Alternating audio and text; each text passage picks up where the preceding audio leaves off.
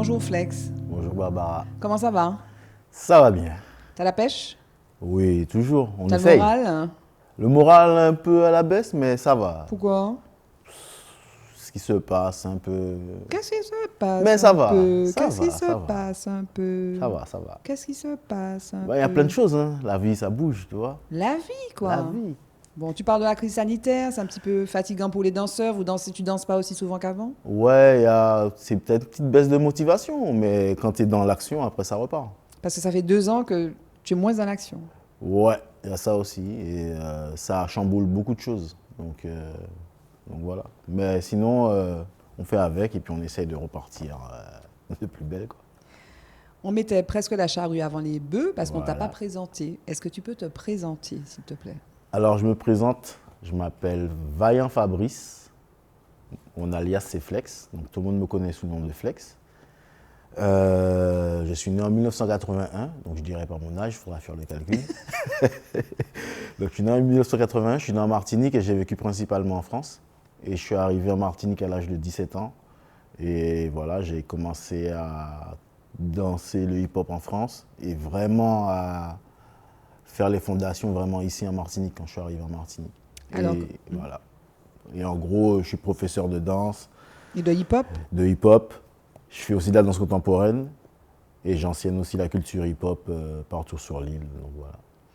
Et alors, Flex, F-L-E-X-X. Voilà, 2X. Ouais, Pourquoi? pourquoi pas? C'est une belle anecdote. Le deuxième X fait référence un peu avec la souplesse, mais aussi avec plus de sexe. Donc ça fait, ouais, voilà. Enfin, le jeu de mots, c'était ça ouais, avant. J'ai bien fait de poser la Voilà. question. C'est pour ça, le deuxième X fait plus de, tu vois. Donc c'était une blague avec les gars, donc on s'est gardé ça. C'était Donc, qui voilà. les gars? Alors les gars, c'était mes anciens, enfin c'est mes anciens, c'est toujours mes potes. On n'est plus ensemble pour faire tout ce qui est crew. Donc il y avait le chat, il y avait Drazel, Samo, Kitchenada CrossFit. Donc c'était l'équipe de Walkover à l'époque, pour ceux qui s'en souviennent, ou Black Ascent. Et voilà, il y a eu Arca, Gandalf, Sweetness, Ninja, Audrey, il y a eu plein de danseurs. Il y a eu plein de Quand tu danseurs. évolues dans le milieu du hip-hop, il faut avoir un blaze, comme on dit. Ouais, faut avoir un surnom, ou sinon, si tu as le nom déjà adéquat, ça passe tout seul, quoi. Et alors, tu as grandi, donc tu es arrivé ici à 17 ans, donc tu as grandi où? J'ai grandi en région parisienne, réellement à Nanterre. Donc voilà. Et, et ma mère a dû revenir en Martinique pour des raisons familiales. Et je suis rentré avec elle. C'était facile? C'était pas facile le changement, puisque ça s'est fait sur plusieurs étapes. J'ai venu en Martinique, après j'allais chez mon père. À un moment donné, j'étais chez mon père. Je revenais ici, et puis bon, on va dire balloter un peu à droite, à gauche. Donc c'était pas évident et j'avais pas mes repères. Moi qui connaissais vraiment le côté rural, arrivé à la campagne, tu vois, j'étais vraiment, on va pas dire déphasé. Tu étais mais urbain plutôt, et voilà, tu es arrivé j'étais à la plus campagne urbain. ici. Je suis arrivé à la campagne ici. Mais Donc tu as vécu j'étais- où ici quand tu es arrivé à 17 ans? Alors quand je suis arrivé ici, au Robert, au Robert, j'ai fait le collège au Robert. J'ai fait le collège au Robert. Après on est allé à Ducos. Bon, on a voyagé. Mais c'était moins urbain que ce que tu avais Ouais, connu à Nanterre, parce que voilà. Nanterre, c'est les Tours, c'est la région parisienne. Ouais, j'étais pas loin de la Défense en plus, tu vois. Donc C'était facile pour toi d'aller c'était danser. facile. Et mon père qui travaillait à la mairie de Puteaux, ben, quand on allait voir mon père, c'était encore plus simple. Tu vois. Et puis la coupole, c'est à la Défense, donc j'avais juste pas prendre 2 rames de métro, je voyais les gars danser. Comment tu c'était es tout tombé près. dedans du coup? Alors si tu veux, dans ma famille, qui était une famille très Janet Jackson, Michael Jackson, surtout les familles antillaises là-bas, quand on fait la ressemblance, on a toujours les mêmes codes. Toujours Janet Jackson, Michael, Les références l'esprit, culturelles, quoi, voilà, musicales. références culturelles et musicales. Mais du côté de ma famille, j'ai des oncles à moi qui jouent dans le gospel, donc qui ont touché à la musique. Et si tu veux, c'était quand j'allais chez mamie, chez les tatis, il y avait toujours cette ambiance de musique, de ce truc-là, et je dansais. Et c'est venu comme ça, naturellement. Ouais, mais tu dansais quoi? Parce que le hip-hop, c'était la musique. Tu dansais quoi? Tu Je dansais le dansais. hip-hop. Je Le dansais. hip-hop. Pas forcément le hip-hop, je dansais. Tout petit, quand j'étais tout petit, je dansais. Et si tu veux, j'ai connu aussi l'émission de Sydney, Oui. HIP, après HOP. HIP ASOP, qui a été passée. Donc j'ai suivi. Et si tu veux, les images que j'ai eues en tête, quand je les voyais, surtout à la Défense à la Coupole, et ben, je voyais les gars, je m'entraînais à la maison. C'est qui? Et arrivé en Martinique, et que le fait que je repartais en France et tout ça, j'avais un besoin de me reconnecter à ce côté, la rue. C'était qui les garçons que tu voyais à l'époque? C'était Gabin Huissier, c'était des gens, c'était NTM, c'était ces gens-là? Non, ou même non? pas, c'était des danseurs. Oui. Il n'y avait pas de nom spécifique parce qu'avant, c'était la rue, quoi. D'accord. Donc Tu vois. tu allais à la Défense et tu les J'allais à la voyais Défense et je et tu voyais as les commencé à danseurs. t'entraîner comme ça. Voilà. Et à quel moment tu te dis c'est ça que je veux faire comme métier? Est-ce que tu as fait un métier avant de devenir prof de danse ou danseur? Alors, j'ai fait mon BEP CAP plomberie. Mhm, Après, je suis monté en bac pro en froid climatisation. mhm. Et je voulais faire la partie chaufferie aussi en plomberie, l'option A. Et finalement, la danse m'a rattrapé. Puisque si tu veux, quand je suis sorti du collège, je ne dansais pas trop, c'était juste je touchais. Donc j'apprenais aussi sur des cassettes que j'ai ramenées en France, mais à la maison. Je m'entraînais et tout ça. Et si tu veux, arriver au lycée, c'est là que ça s'est développé. C'est vraiment là où je suis rentré dedans, où j'ai commencé à taper dedans. J'allais m'entraîner sur le stade de Ducos, tout seul, en train de faire des figures. Il y a des gars qui m'ont vu, on a commencé à s'entraîner. Et c'est parti de là, en fait. D'accord. Et entrer au lycée ici en Martinique, à ce moment-là, Tu es vraiment, ouais, tu as épousé voilà. et c'est tu as parti. choisi ton style parce que le hip-hop, la danse, c'est plusieurs styles. Il y a Ouais. le locking, il y a le break, il y a les danses debout, les danses pas debout. Alors, mon style à moi, c'était toucher à tout au début. Oui. Et si tu veux, naturellement, on est arrivé au break. Parce que tout ce qui était physique, ça m'attirait. Le fait d'être monté sur la main, avoir les jambes en l'air en équilibre, faire le Thomas. Donc on s'entraînait à faire un peu C'est les quoi le gymnases. Thomas? Le Thomas, c'est une figure. Tu vois les gymnases sur l'arceau. Mhm. Et ben, le cercle Thomas, c'est avec les deux jambes en l'air, en D'accord. appui. Oui. Mais là, tu le fais au sol. Donc le cercle Thomas, c'est ça. Et la figure que j'affectionne le plus, c'est le fait de tourner en équilibre sur une main. Donc c'était le 99 ou bien le 1999. Et voilà, je m'entraînais à saigner, comme on dit, ce mouvement. Et le break est venu naturellement. Et à Ducos, j'ai rencontré un danseur par hasard, qu'on appelle Faski, qui a été, on va dire, mon mentor, celui-là qui m'a accompagné à me développer dans la danse debout. Vraiment dans le R&B, le côté un peu plus fluide dans les mouvements. Je savais que tu allais faire ça. Voilà, mais moi, quand je parle, je danse aussi. Donc, Comment voilà. ça fait? Fluide, dans les mouvements. Et ce côté un peu plus sensible. Parce que le break, c'est vraiment dur, c'est rock, tu vois. Et c'est vraiment lui qui m'a vraiment appris ce toucher-là dans la danse debout. Et il m'a appris tout ce qui est locking, donc funk style, les danses à l'ancienne, années 70. Et voilà, on a commencé comme ça. On a fait un groupe à Ducos qui s'appelait... donc il y avait Black Evolution, c'était un groupe mélangé garçons et filles, contemporain, hip-hop et tout ça. Et si tu veux, je suis la dernière génération avec Faski, à qui il a appris. Et on a eu le nom de Flash Force.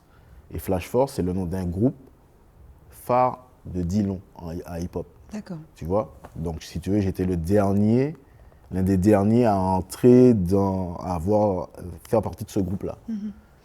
Et la danse a évolué, mais qu'est-ce que ça t'a porté, ça? Parce que quand on parle du break, quand on parle du hip-hop, on pense à Afrika Bambaataa, on pense à une forme de morale. Est-ce que ça va avec des valeurs, ça va avec une attitude, ça va avec une façon de vivre, un état d'esprit? Alors, si tu veux, au début, quand j'ai commencé, j'avais pas encore cette culture-là. J'étais pas encore entré dans cette culture-là. Moi, ce qui m'intéressait, c'était la danse.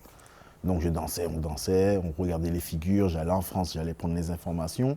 Mais pour la danse, j'étais pas encore côté culturel, l'enseignement, Hip-hop, quoi. l'idéologie hip-hop. J'étais pas encore dedans. Et si tu veux, c'est de fil en aiguille, en faisant des battles et tout ça, et en faisant des échanges en partant en France avec des gens qui étaient vraiment dans le milieu, qu'à ce moment-là, je me suis intéressé vraiment à la culture hip-hop en général. Mais avant, oui, je savais que c'était Africa Bambaataa, mais je ne me souciais pas de ça, ce qu'il y avait derrière. de ce qu'il y avait derrière. Et même de l'enjeu. Tu vois, je savais qu'il fallait respecter les danseurs, on avait un certain code de respect. Et voilà, et c'est venu comme ça. Et aujourd'hui, tu enseignes, tu es professeur. Aujourd'hui, j'enseigne. Ouais. Tu enseignes notamment au CERMAC. Voilà. Et pourquoi c'est... Parce qu'enseignant, être pédagogue, ça quand même, c'est une fonction importante dans notre société. Ouais. Comment tu es venu à ça? Comment tu considères ta fonction, ton rôle auprès de ces jeunes qui sont des petits, des fois, des ados, Ouais. des jeunes adultes? Alors, je suis tombé dedans. Tu sais, dans la vie, tu fais des rencontres. Pour revenir au groupe Black Ascent, on s'entraînait dans la rue, EDF, et il y avait Jean-Alain qui a recensé quelques danseurs. Et au squat, à l'époque, le vendredi, on payait 20 francs pour pouvoir avoir accès à la salle, pour pouvoir s'entraîner. Et de là, en fait, le fait d'avoir rencontré Jean-Alain, on est parti faire un championnat de funky pop en France. Et de là, le fait de le voir enseigner, si tu veux, on ne va pas dire le fitness, mais oui, enfin, c'est du fitness. Mais c'était un peu danser, mélange avec le hip-hop et tout ça, que ça m'a interpellé. J'ai commencé à le remplacer sur certains de ses cours. Et je suis rentré dedans comme ça, à enseigner. Et si tu veux, à ce moment-là, de là, c'est parti les cours où j'ai commencé à enseigner à un certain nombre d'élèves au squat. Je suis monté à l'espace DD, où c'était vraiment là où le milieu hip-hop évoluait. Et en travaillant pour la ville de Fort-de-France, notamment pour le 22 mai, avec le CERMAC, à ce moment-là, j'ai pu rentrer au CERMAC et enseigner. Et pour revenir pour la pédagogie, j'ai dû aller me former en Guadeloupe, à l'archipel, pour passer le diplôme d'État, pour avoir ce côté aussi pédagogique, comment enseigner la danse en général. Et moi, j'ai l'impression, quand je te vu évoluer avec les enfants, les jeunes, que c'est une école de rigueur, en fait. C'est-à-dire qu'ils s'éclatent, mais en même temps, il faut être précis, sinon tu te fais mal. Ouais. Et puis, tu interprètes des chorégraphies, c'est ça aussi. Ouais. Et, oui. Alors, ce que je veux enseigner aux gamins, surtout, c'est qu'ils s'éclatent dans ce qu'ils font. Et qu'ils soient attentifs aussi, tu vois. C'est-à-dire que c'est bien, ils évoluent avec leurs tendances, mais il faut qu'ils sachent où est-ce qu'ils vont. Pas aller... Enfin, on a tous fait l'erreur d'aller, de tester, et de ne pas savoir ce qu'on fait. Mais maintenant, avec toutes les technologies qu'ils ont, ils ont tout à portée de main pour aller chercher les informations. Tu vois. Et c'est vrai que le hip-hop, ça a l'air facile, on voit ça, c'est simple, il y a TikTok, il y a tout, on apprend et tout. Mais non, il y a des trucs qui existaient déjà, il faut aller chercher les informations. Parce que ce qu'ils voient, c'est les produits finis, mais ils ne voient pas la qualité, ils ne voient pas le temps de travail qu'il y a eu derrière. Alors, tu as travaillé avec Christian Emmanuel, Ouais. dans le cadre de sa compagnie. Comment on fait le lien entre danse contemporaine et hip-hop A priori, c'est pas très lié, quoi. Non? Alors, c'est pas lié. Pour moi, le hip-hop, c'est une forme d'art contemporain aussi, parce que c'est aussi actuel, tu vois. Donc, c'est venu comme ça, encore des rencontres. Tu rencontres des gens qui te disent, ouais, on a besoin de tel danseur de hip-hop pour une compagnie, et puis finalement, tu te sens bien autour de ces gens-là, et tu évolues avec un certain nombre de personnes, donc Christiane, Jean-Félix Zahir, Dorothy Carlos, Monica Souvi, qui t'apportent beaucoup de choses. Mais aussi avant ça,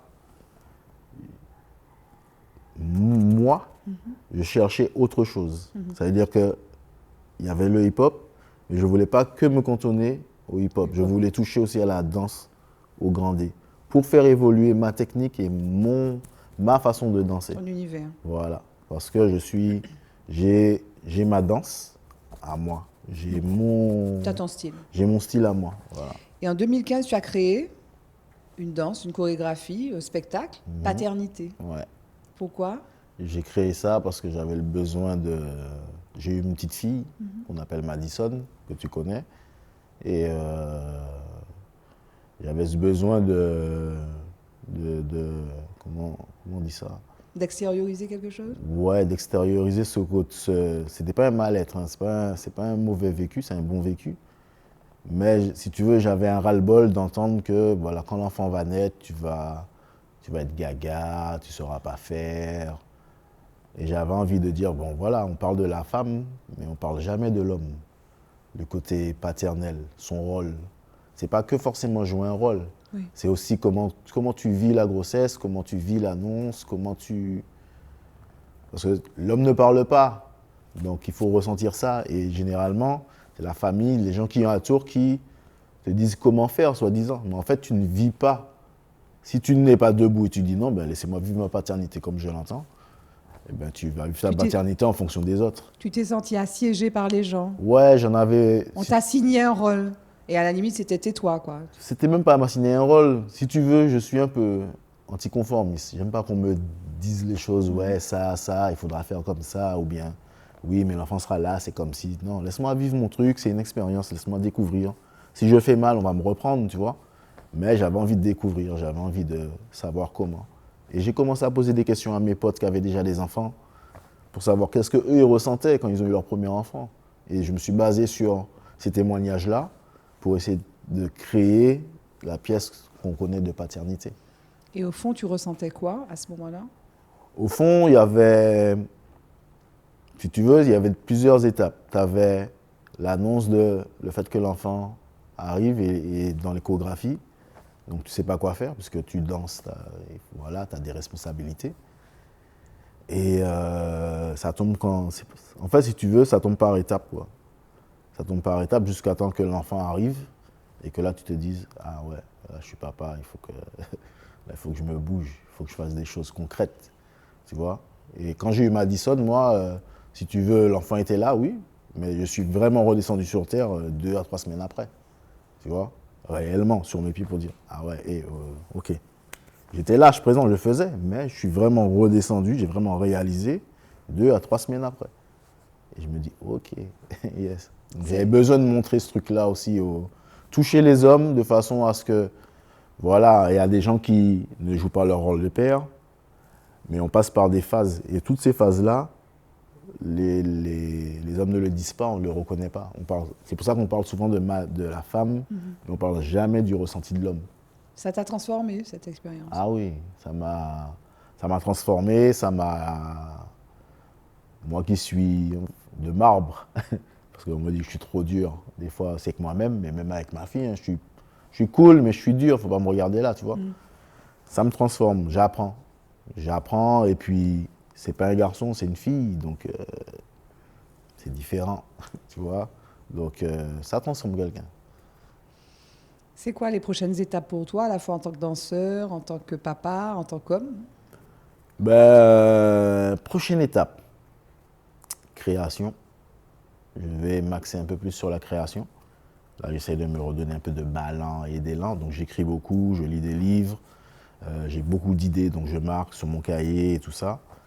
Et puis, je vais balancer un peu plus sur la création. Je vais peut-être faire moins de cours. Je vais voir comment m'organiser.